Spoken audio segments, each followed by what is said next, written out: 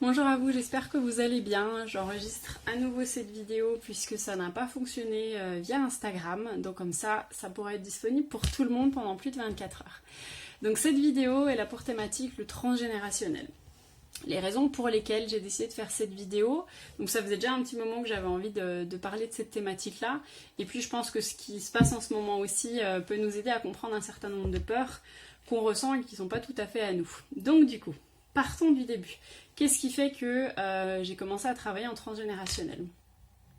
Donc au départ, moi, les soins que je propose ne sont pas particulièrement en lien avec le transgénérationnel, sauf que je me suis rendu compte petit à petit que j'avais ce besoin, en tout cas, que ce besoin apparaissait dans les soins, d'aller libérer les générations d'avant nous, parce qu'il y avait un lien entre ce qu'ils avaient éventuellement vécu, ou ce qu'ils avaient dit, ou ce qu'ils n'avaient pas dit, et ce que la personne vivait actuellement.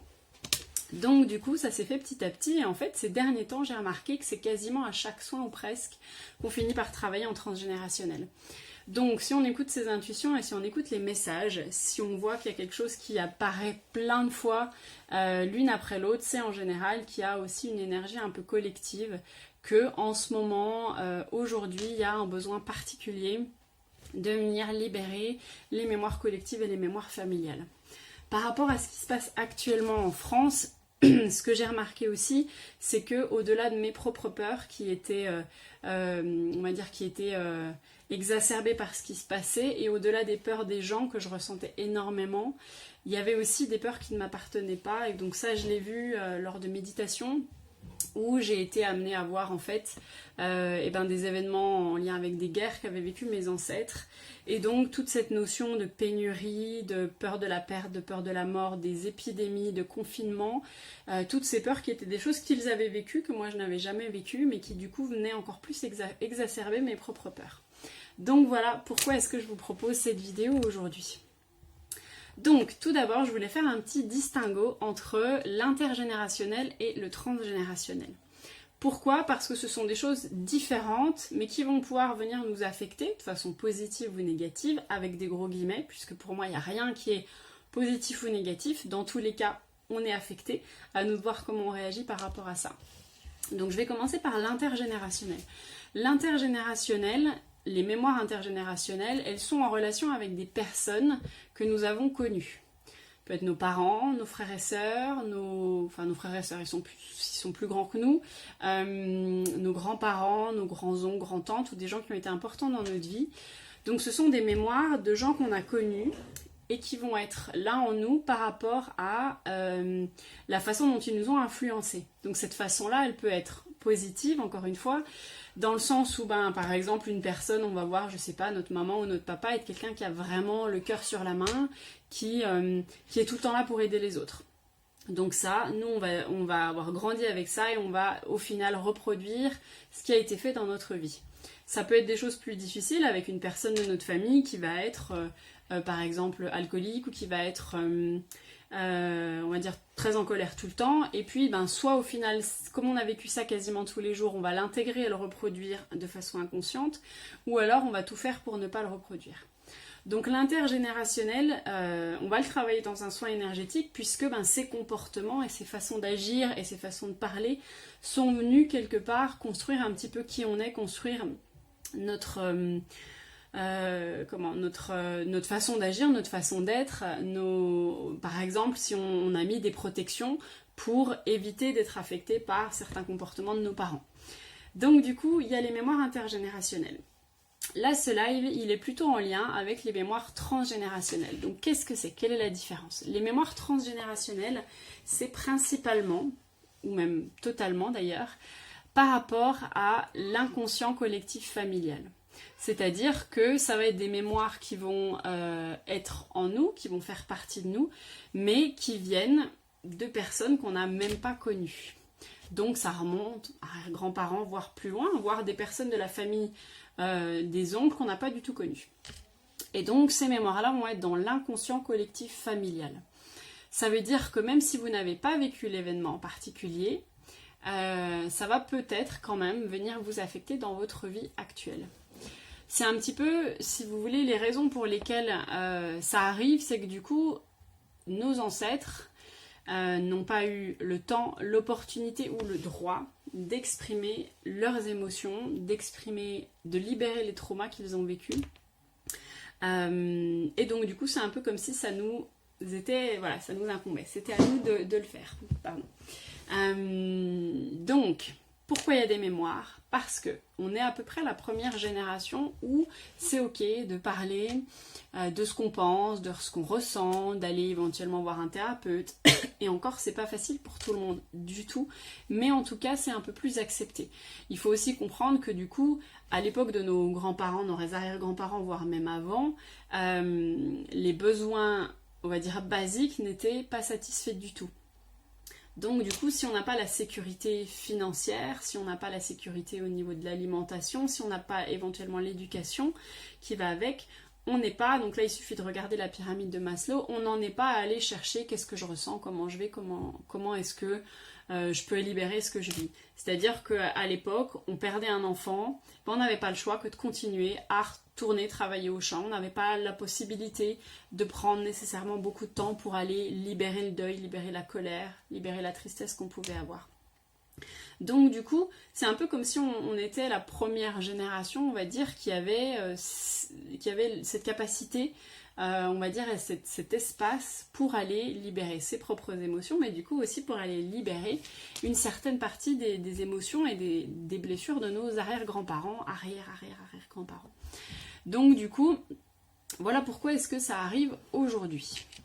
L'autre chose que je voulais dire, donc du coup, c'est pourquoi est-ce que ça serait à nous d'aller libérer on va dire notre arbre généalogique. Pourquoi est-ce que c'est à moi d'aller libérer ça? Donc, pour parler de ça, je vais vous parler d'une chose, donc c'est une croyance que j'ai moi, je suis pas la seule à l'avoir, elle m'appartient, à vous de voir si elle vous parle ou pas. Mais en tout cas, je pense qu'on choisit sa famille pour une raison particulière. Je pense qu'on choisit sa famille parce qu'elle va nous aider à obtenir ce que notre âme a envie d'obtenir. Je vous donne un exemple. Si votre âme, avant de s'incarner dans ce corps-là, si votre âme a décidé de travailler la notion de perte et de deuil, dans ce cas-là, elle peut choisir une famille, elle va choisir une famille, par exemple, où il y aurait un parent qui est déjà malade. Ou une famille où toute la lignée a telle ou telle maladie. Parce que du coup, ce que ça va faire travailler à cette âme, c'est que déjà, il va y avoir éventuellement la peur de la perte du papa ou de la maman parce qu'on va être toujours à l'hôpital, etc.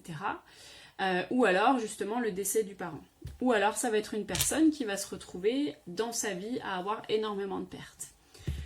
Ou bien, si toute la famille a besoin de travailler là-dessus, a choisi de travailler là-dessus, et ben la maison, le lieu familial va partir en fumée et donc ils vont tous avoir à faire un deuil énorme de toutes ces choses qu'ils ont perdues et de la perte aussi du lieu familial. Voilà pour vous donner un exemple. Donc du coup, on choisit sa famille parce qu'elle va nous faire travailler des choses en particulier, parce qu'elle va venir nous challenger sur des choses en particulier. Ce qui fait que le but, c'est pas d'aller blâmer nos ancêtres parce que quelque part, on les a choisis. Et en plus, on peut pas nécessairement les blâmer parce qu'en plus, ils n'ont pas eu la possibilité de libérer ces choses-là. Donc le but, c'est pas de dire c'est à cause de mes ancêtres que je suis comme ça. C'est juste de dire, bon, dans cette vie-ci, a priori, je suis là, entre autres, pour venir aider mes ancêtres à se libérer, donc libérer aussi l'arbre familial et me libérer moi.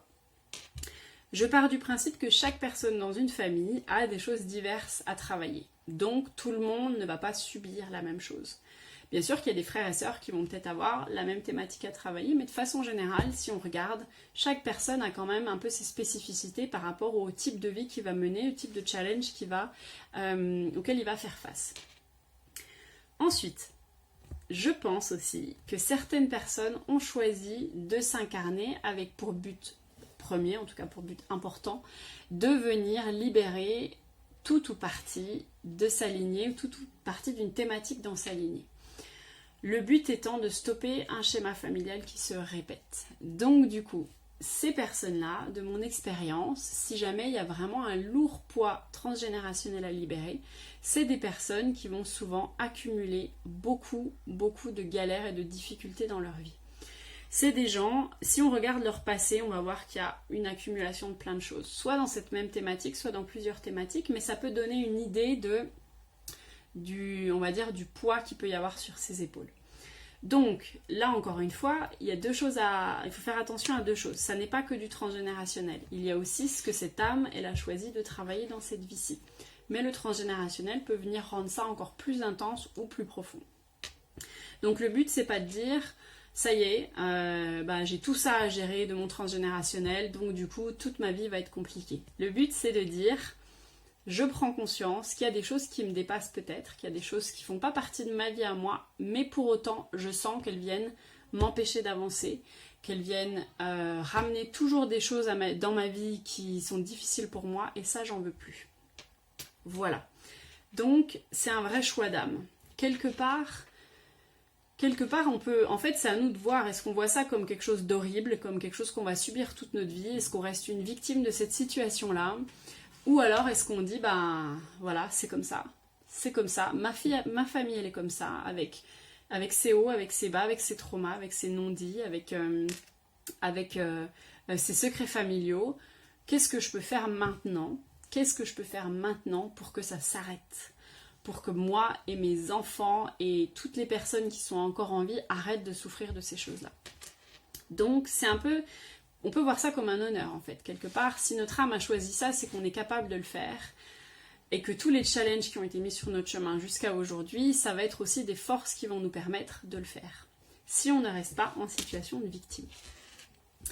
Alors, l'autre point que je voulais aborder, du coup, c'est comment est-ce que ça peut nous impacter dans notre vie à nous? Comment savoir si c'est du transgénérationnel ou pas? Ici aussi, il est important de noter que tout n'est pas du transgénérationnel. Pourquoi? Parce que c'est un peu trop facile que de dire « moi tout va bien, moi j'ai rien à travailler sur moi, c'est que mes ancêtres ». Ou alors « moi tout va bien, mais c'est mon karma, donc mes vies passées ». Ça marche pas comme ça. En général, c'est un mix des trois. Il y a des thématiques qui sont, on va dire, prépondérantes chez nous et il va falloir aller travailler dans les trois plusieurs fois pour que ces thématiques viennent enfin s'ouvrir.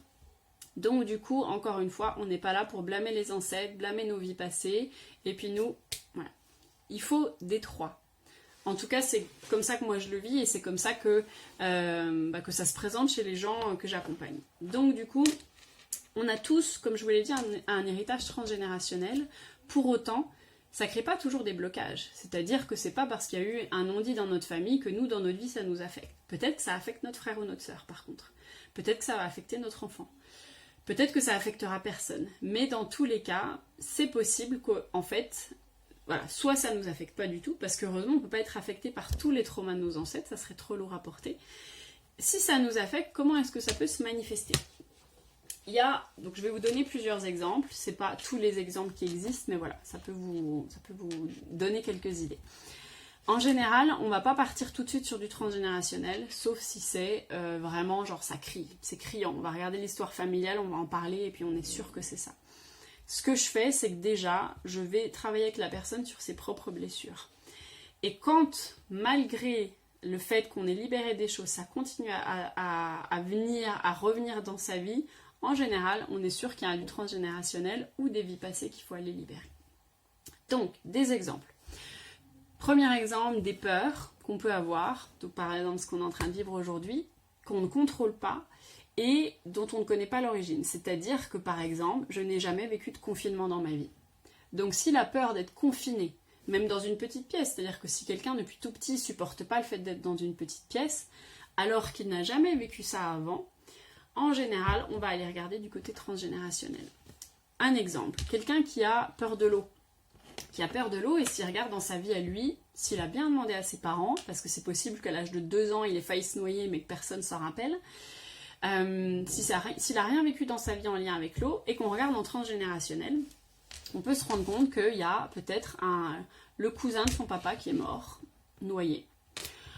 Ou alors que, je sais pas moi, il y a eu une inondation dans une maison et que ça a créé un trauma chez l'enfant ou chez l'adulte. Donc du coup, en allant libérer cette peur-là transgénérationnelle, on va libérer la peur de la personne aujourd'hui. Donc voilà, c'est pour vous donner un exemple. Ensuite, il peut y avoir des schémas comportementaux qui vont être malsains et qui sont sans raison apparente. C'est-à-dire que si vous avez des addictions, par exemple une addiction à l'alcool, et que pour autant, Donc en général, hein, ici, pour moi, on va déjà travailler sur notre vie à nous. C'est pas anodin si on a besoin, si on a ce besoin en fait compulsif d'aller boire. En général, c'est qu'il y a des blessures trop profondes qu'on n'est pas allé adresser, ou des voilà. Pour moi, on va déjà travailler dans la vie actuelle. Mais passons cette étape-là. Si dans la famille, donc pas en intergénérationnel mais en transgénérationnel, il y a eu énormément de personnes qui buvaient. Ou alors il y a eu un homme qui a perdu sa femme en couche par exemple et qui du coup s'est mis à boire. Ça a été son seul moyen d'échappatoire par rapport à l'alcool. Il a sûrement fait subir ça à ses enfants aussi du coup, mais en fait ça a été en lien avec une perte. Donc imaginons que nous, dans notre vie, enfin cette personne-là, dans sa vie actuelle, elle vient de perdre son travail. Alors certes, c'est pas comparable, la perte d'une femme à la perte d'un travail, mais on n'est pas là pour comparer les histoires, on est là pour regarder un taux vibratoire. Donc si le sentiment de perte vient réveiller cette mémoire-là, qui lui appartient pas, ça va le reconnecter à ce grand arrière-grand-oncle à qui c'est arrivé, et c'est ça qui va venir être son échappatoire à lui. Donc en allant libérer l'émotionnel du grand-oncle, de l'arrière-arrière-grand-oncle, on va aussi enlever ces mémoires-là de la personne. Ça ne veut pas dire qu'il va s'arrêter de boire, mais ça veut dire que au moins, il n'y aura plus ça qui viendra, on va dire, rendre encore plus profond la blessure qu'il vit. Donc ça sera peut-être beaucoup plus facile pour lui d'aller diminuer son addiction, voire de l'arrêter totalement. Voilà. Ça peut être aussi, si vous vous sentez vraiment en colère, un comportement malsain, ça va être d'être en colère tout le temps, d'exploser tout le temps, du coup toute votre famille subit votre colère. Encore une fois, on va déjà regarder qu'est-ce qui se passe dans notre vie. Une fois que ça s'est passé, ou en même temps, c'est clair que vos ancêtres ont été en colère aussi. C'est sûr, je veux dire c'est impossible. Si on regarde l'histoire, il y a forcément eu des hommes qui n'avaient pas envie de partir à la guerre. Il y a forcément eu des femmes qui n'étaient pas contentes parce que leur homme partait à la guerre. Il y a forcément eu un nombre d'enfants non désirés parce que du coup il n'y avait pas de moyens de contraception. Il y a forcément eu des gens qui étaient forcés à se marier alors qu'ils ne s'aimaient pas. Il y a forcément eu des gens qui ont été obligés de reprendre l'entreprise familiale alors ils avaient envie de faire autre chose. Donc la colère, elle était forcément présente et elle n'était pas toujours exprimée. Déjà, si on était une femme, elle n'était pas du tout exprimée parce que c'était pas autorisé pour une femme. Mais en plus, si on est un homme, tout simplement, la colère, elle pouvait être manifestée, mais de façon éventuellement violente. Donc du coup, c'est pas vraiment une manifestation saine de la colère. Donc en allant les libérer, eux, on va pouvoir éventuellement déjà enlever une grosse chape de colère de nous, ce qui va faire qu'on va être en colère beaucoup moins facilement, ou plus du tout. Voilà, ça vous donne un autre exemple. Ensuite, attirer toujours les mêmes situations à soi. Encore une fois, on va regarder déjà dans sa vie. Je donne un exemple. Une femme qui vient en séance et qui, quand on en discute, on se rend compte qu'à chaque fois, c'est les hommes qui la quittent. À chaque fois, c'est les hommes qui partent. Qu'il y ait des bonnes raisons, des mauvaises raisons, peu importe, mais en tout cas, elle est toujours quittée. Son papa est parti, ses amoureux partent, voilà. Et quand on regarde dans le transgénérationnel, des fois elle va le savoir, des fois elle va pas le savoir, mais on se rend compte qu'il y a énormément de femmes, et en fait ça a été le cas dans beaucoup de familles. L'homme est parti à la guerre, l'homme est parti sur un bateau, l'homme est parti, il a quitté pour une autre femme, etc. Donc du coup, si on va pas libérer, on va dire, cette chose qui se passe, ce comportement, le fait que les hommes partent dans toutes les générations, elle, c'est une mémoire, donc quelque part elle transpire le message, les hommes partent toujours. Et ça lui appartient même pas, mais du coup elle va transpirer ça, jusqu'au jour où elle dit, attends, il y a un truc qui va pas là, j'attire toujours les mêmes choses à moi, comment ça se fait? Et du coup on va travailler à ce niveau-là en transgénérationnel. Il peut y avoir aussi les périodes de notre vie, donc ça c'est plutôt les dates anniversaires, ça c'est intéressant à aller regarder aussi. Peut-être qu'il y a des gens qui vont tout le temps, mi-mars, se sentir pas bien du tout. Donc on va déjà regarder dans leur vie, est-ce qu'il y a eu des événements particuliers à cette période-là, les années précédentes, les années même quand il était enfant. Et puis on va aussi aller regarder, est-ce qu'il y a eu des décès à cette période-là. Et si ça se trouve, en fait, tous les ans, il y a une personne qui décède en mars si on regarde son arbre généalogique. Donc voilà, les dates anniversaires, c'est un inconscient collectif énorme. Donc c'est aussi à prendre en compte. D'autres choses, ça peut être la difficulté à avoir un enfant, par exemple. Donc je suis beaucoup de femmes, j'accompagne beaucoup de femmes qui sont dans ce cas-là.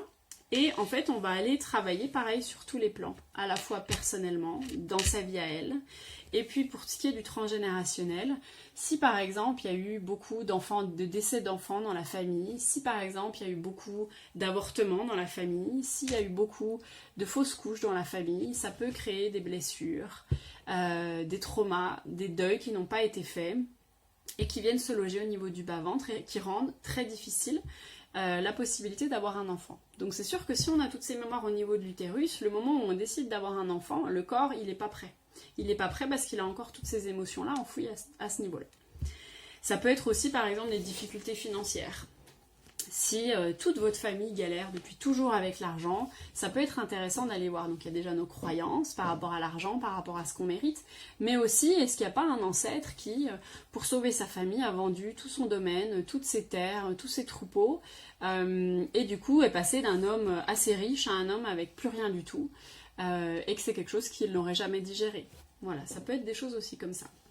Donc là, ça vous donne des exemples. Encore une fois, comme vous l'avez bien compris, on ne travaille pas que en transgénérationnel.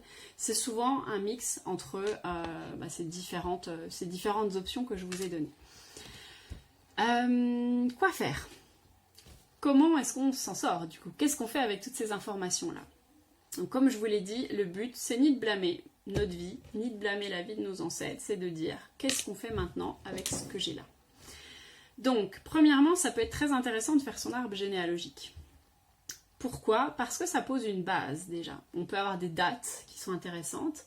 Et puis aussi, parfois c'est difficile d'aller parler à sa famille. Et quand on se retrouve autour de l'arbre généalogique, quelque part, il y a quand même un truc concret, quoi. On va pas tout de suite dire « Ah, je voudrais avoir des secrets, je voudrais connaître ça ». On part là-dessus, puis après, on pose des questions. Et c'est ce que j'ai fait, moi, avec mes grands-parents paternels. Je suis allée les voir. Et du coup, on s'est posé, ils étaient très contents, ils avaient sorti plein de photos, ça a été un beau moment que j'ai partagé avec eux. Et du coup, on est parti des dates, et puis après, moi, j'ai pu poser des questions. Ah tiens, ouais, il y a eu 7 enfants ici, ok. Ah tiens, là, il y a eu un enfant hors mariage, ah tiens, voilà. Et puis, ils sont morts de quelle maladie, est-ce que tu sais? Donc, les grands-parents ne se rappelleront pas de tout, mais voilà, c'était des infos qui ont été intéressantes pour moi. Par exemple, je me suis rendu compte que chez mes grands-parents et des arrière-grands-parents des deux côtés, les mariages avaient lieu alors que la femme était déjà enceinte. Et moi, je me suis dit, bon, on s'en fiche au final, parce que bon, à l'époque, de toute façon, ça arrivait tout le temps. Les femmes étaient enceintes, et après, du coup, ils étaient obligés de se marier et tout. Et quand j'en parle autour de moi, en fait, ben non, ça fait pas partie de l'histoire de toutes les familles. C'est arrivé chez beaucoup de familles, mais voilà, le fait qu'il y en ait peut-être 3 dans ma famille, que je connais, parce qu'il y en a peut-être eu d'autres avant, et ben c'est peut-être une thématique à aller regarder. Alors, peu importe ce qu'on en fait, en fait, mais c'est juste de voir qu'il y a peut-être des petits détails auxquels, bon, on porterait pas trop attention, qui peuvent en fait avoir une importance pour nous. Donc on va regarder les dates de décès, les dates de mort, les raisons des décès, est-ce qu'il y a eu des maladies, est-ce qu'il y a eu de l'alcoolisme, est-ce qu'il y a eu des enfants qui sont morts jeunes aussi. On va regarder le type de travail qu'ils ont fait, si on a ces infos-là, les caractéristiques du couple, est-ce qu'il y a eu des personnes remariées, enfin voilà. Un peu voir tout ce qu'on peut obtenir comme information. Ça permet aussi d'ouvrir le dialogue avec la famille, et ça c'est super important. Il y a beaucoup de gens qui ont peur d'aller poser des questions à leurs parents, à leurs grands-parents en disant « Oh mais ils ont une vie difficile, je ne veux pas aller remuer tout ça » et je comprends vraiment, mais en fait ça vous impacte que vous le sachiez ou pas et ça va impacter vos enfants. Donc du coup, en ouvrant la porte à votre famille quelque part, en ouvrant votre cœur aussi, vous lui dites pas « Je viens pour connaître tes secrets », vous lui dites « Je sens que tu n'as pas eu une vie nécessairement facile. » Je vous donne un exemple. Je sens que ta vie n'a pas toujours été facile. Je sais qu'il y a plein de choses dont tu ne veux pas parler. Mais sache que si jamais un jour tu as envie de parler de ça, moi je serai là pour t'écouter. Et je ne serai pas là pour juger. Et je serai ravie de pouvoir en discuter avec toi. Donc c'est quelque chose, voilà, c'est un poids que vous leur enlevez de leurs épaules. Alors il faut faire attention, le but c'est pas de vous le mettre sur vos épaules à vous. Mais en tout cas, vous ouvrez la porte. Ça marche pas, ça c'est pas... Quelque part, vous n'avez pas le pouvoir là-dessus, mais au moins vous avez donné l'opportunité à certains membres de votre famille de continuer les dernières années qu'il leur reste, si c'est des grands-parents, des personnes âgées, avec un poids beaucoup moins lourd sur les épaules et de partir quelque part en ayant transmis ce qu'ils avaient besoin de transmettre. Donc voilà, ne partez pas du principe que ça va leur faire du mal, ça va peut-être être difficile d'en parler, mais ça va les libérer. Donc voilà, ça c'est aussi quelque chose qui est... Parce que c'est un peu touchy, hein. Il y a beaucoup de gens qui ne veulent pas du tout aller parler de ça avec leur famille, et en fait, Même si c'est dur à écouter, on a besoin que la parole se libère et donc je peux que vous conseiller de le faire. C'est sûr que c'est pas toujours agréable, mais vraiment c'est salvateur pour toute la famille. Donc, ce qu'il faut savoir, parce qu'il y a beaucoup de gens là qui doivent se dire oui mais moi j'ai plus de famille, personne ne veut me parler, il y a des gens qui ont perdu la mémoire, etc. Ça n'est pas grave. Ça ne vous empêchera absolument pas de travailler en transgénérationnel. Pourquoi ? Parce que honnêtement, quand on fait les soins en transgénérationnel, on ne regarde pas l'arbre généalogique et quelque part, des fois, il vaut mieux pas le savoir parce que le mental va venir se mettre un peu là au milieu et va venir nous empêcher d'aller toucher profondément ce qui a besoin d'être libéré. Donc du coup, c'est pas grave du tout. L'arbre généalogique, il est là pour vous donner des clés et surtout éventuellement pour ouvrir la discussion avec votre famille. Donc du coup, il n'y a pas besoin de savoir tout ça. En soins transgénérationnels, de mon expérience, comme ça n'est pas des choses que nous avons vécues nous, alors il y a peut-être des choses qu'on a vécues aussi dans notre vie, mais là on va aller libérer des choses que d'autres personnes ont vécues. Je trouve que c'est, je vais pas dire moins intense, parce que pendant le soin, c'est possible qu'il y ait des mémoires qui remontent, et donc du coup qu'on vive aussi les émotions de la personne, mais c'est plus facile à libérer parce que nous ne l'avons pas vécu. Donc nous, on est là un peu en observateur. Donc ce qui est chouette, c'est que ça ne veut pas dire qu'en un soin tout va être réglé, parce que si la thématique est profonde, on va peut-être devoir aller la travailler chez plusieurs personnes, mais en tout cas, de mon expérience, à la fin d'un soin, ok, on a un poids énorme en moins sur les épaules, et puis il y a vraiment une humilité à avoir, à être venu aider un certain nombre de membres de notre famille. Voilà, donc l'intensité peut varier des séances à l'autre. Qu'est-ce qu'on fait pendant un soin ? Donc il y a plusieurs façons de faire du transgénérationnel, hein. Il y a les constellations familiales, il y a le chamanisme, moi je le fais en soins énergétiques, mais en fait tout ça se rejoint dans tous les cas. C'est qu'on va aller chercher, soit c'est clair, parce que lors de la discussion qu'on a eue avec la personne, c'est gros comme une maison ce qu'il faut travailler, soit on n'est pas sûr. Dans tous les cas, on va choisir. Est-ce qu'on fait côté féminin, côté masculin ? Et là, on voit ce qui vient. C'est l'intuition qui nous guide. Est-ce que dans le côté féminin, on travaille un homme, une femme ? Est-ce qu'on a un chiffre qui nous vient ? On travaille la 6e, la 5e, la 10e génération ? Est-ce qu'il y a un mot qui nous vient ? Arrière-grand-père ? Voilà. On part là-dessus. Et puis ensuite, ce qui est assez incroyable, et les gens qui ont vécu ça pourront vous le dire aussi et confirmer, c'est que votre corps et votre âme vont vous donner les images et vont me donner les informations nécessaires pour aller libérer ce qui a besoin d'être libéré. Que vous ayez l'habitude ou pas de faire des visualisations, vous allez nécessairement avoir des libérations. Mon but à moi, c'est de venir vous accompagner tout au long du chemin, parce que c'est pas un chemin nécessairement facile, pour trouver les clés, pour savoir quoi faire, pour vous suggérer des choses, pour vous aider, pour vous accompagner, vous soutenir dans ce chemin de libération. Donc voilà, le but c'est pas de s'accrocher à l'histoire, c'est pas parce que la personne a vécu quelque chose de triste qu'on est obligé de le revivre, c'est de dire qu'est-ce qu'on en fait maintenant. Donc on va avoir un rôle, on va écouter, parfois, parce que la personne jamais n'a osé parler. On va la prendre dans ses bras, on va aller faire des rituels, elle va nous montrer des choses, elle va nous parler, ça peut être très divers, mais en tout cas, le but c'est vraiment de faire ce qu'elle a besoin de faire, qu'elle n'a pas pu faire à l'époque. Voilà, donc ça c'est vraiment le but du transgénérationnel. Des fois, il va y avoir une seule personne. Des fois, on va travailler sur plusieurs générations. Des fois, on va faire venir les générations dans le même endroit. Donc ça s'apparente un peu à une constellation familiale. Donc voilà, chaque soin est différent. Donc on a un rôle de soutien, d'écoute, de partage. Et ça, c'est un rôle vraiment, vraiment incroyable parce que quelque part, la personne, elle sait qu'on est un de ses descendants. Elle a confiance en nous. Il n'y a pas de jugement. Et ça rend ça vraiment très beau. C'est des moments très très beaux qu'on vit avec nos ancêtres en général. Donc le but c'est pas de couper avec eux, c'est pas de dire moi je veux plus être affectée par ça, c'est de dire c'est mon histoire familiale, elle m'impacte encore ou elle a pu m'impacter dans le passé, je veux réussir à intégrer ce qui a besoin d'être intégré parce que parfois on intègre aussi beaucoup de leur force, mais j'ai besoin aussi que ça soit libéré, donc on les aide à se libérer. Voilà. Je crois que j'ai fait le tour sur le transgénérationnel. Donc j'avais déjà fait un live, j'espère que j'ai à peu près tout traité. Ah oui, autre chose que je voulais préciser, c'est pas parce qu'on est une femme qu'on doit travailler sur le féminin sacré de notre lignée, on peut aussi avoir à travailler, et on a souvent à travailler des deux côtés. Pareil si on est un homme. Voilà, je crois que c'est une remarque que j'avais eue lors du live.